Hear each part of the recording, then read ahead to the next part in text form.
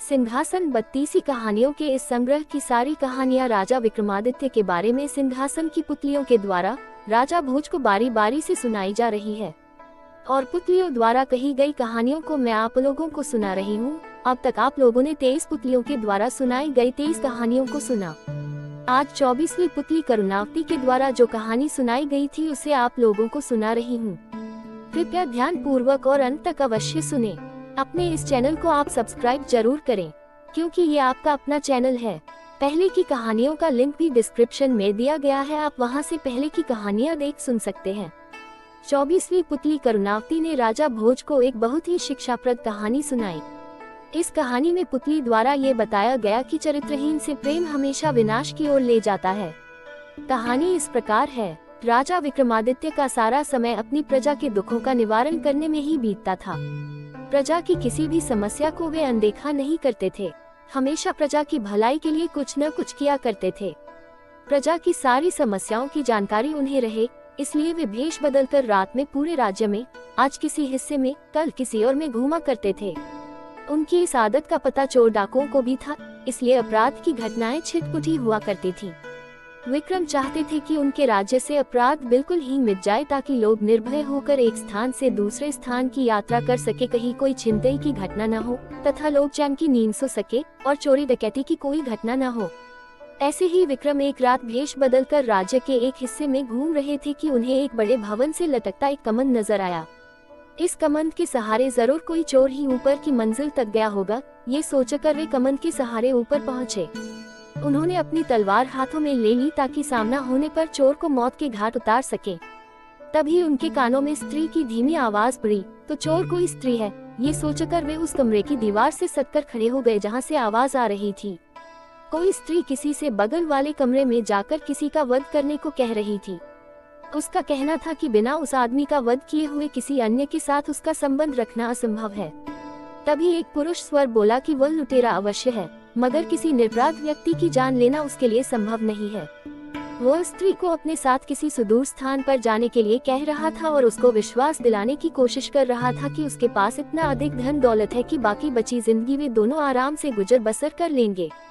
वह स्त्री अंत में उससे दूसरे दिन आने के लिए बोली, क्योंकि उसे धन बटोरने में कम से कम 24 घंटे लग जाते। राजा समझ गए कि पुरुष उस स्त्री का प्रेमी है तथा स्त्री उस सेठ की पत्नी है जिसका ये भवन है। सेठ बगल वाले कमरे में सो रहा है और सेठानी उसके वध के लिए अपने प्रेमी को उकसा रही थी। राजा कमंद पकड़कर नीचे आ गए और उस प्रेमी का इंतजार करने लगे।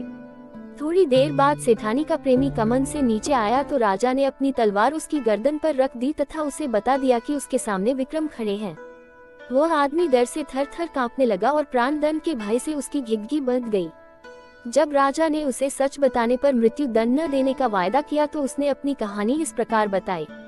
मैं बचपन से ही उससे प्रेम करता था तथा उसके साथ विवाह के सपने संजोए हुए था। मेरे पास भी बहुत सारा धन था क्योंकि मेरे पिता एक बहुत बड़े व्यापारी थे, लेकिन मेरे सुखी भविष्य के सारे सपने धरे के धरे रह गए। एक दिन मेरे पिताजी का धन से भरा जहाज समुद्री डाकुओं ने लूट लिया। लूट की खबर पाते ही मेरे पिताजी के दिल को ऐसा धक्का लगा कि उनके प्राण निकल गए। हम लोग कंगाल हो गए। मैं अपनी तबाही का कारण उन समुद्री डाकुओं को मानकर उनसे बदला लेने निकल पड़ा। कई वर्षों तक ठोकर खाने के बाद मुझे उनका पता चल ही गया। मैंने बहुत मुश्किल से उनका विश्वास जीता तथा उनके दल में शामिल हो गया। अवसर पाते ही मैं किसी एक का वध कर देता। एक एक करके मैंने पूरे दल का सफाया कर दिया और लूट से जो धन उन्होंने एकत्र किया था वह लेकर अपने घर वापस चला आया। घर आकर मुझे पता चला कि एक धनी सेठ से मेरी प्रेमिका का विवाह हो गया है और वह अपने पति के साथ चली गई। मेरे सारे सपने बिखर गए। एक दिन उसके मायके आने की खबर मुझे मिली तो मैं खुश हो गया। वह आकर मुझसे मिलने लगी और मैंने सारा वृतांत उसे बता दिया।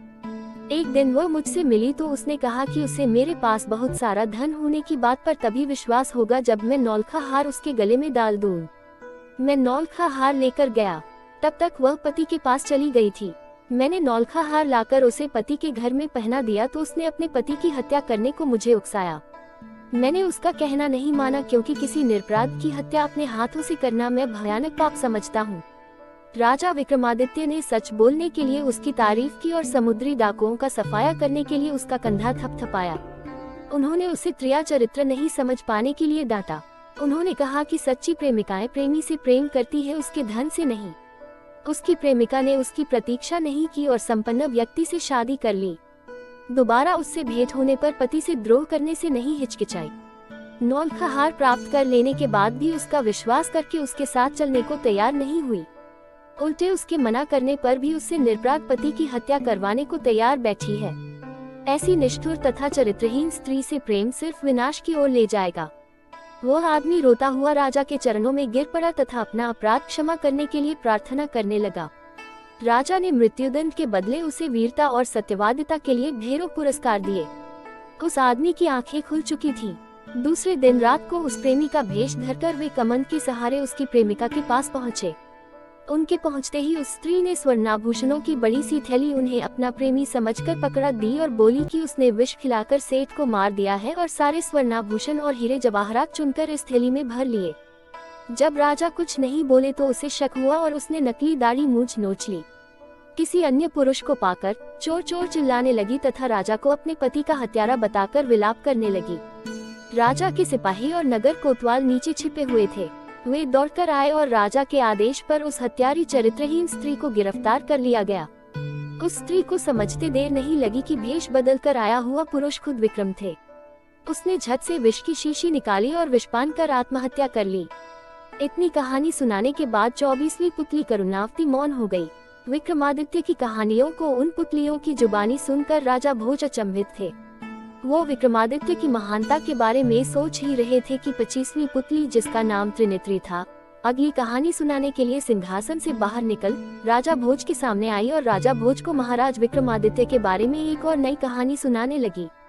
मित्रों, 25वीं पुतली त्रिनेत्री की कहानी अगले भाग में। तब तक के लिए आज्ञा दीजिए। नमस्कार।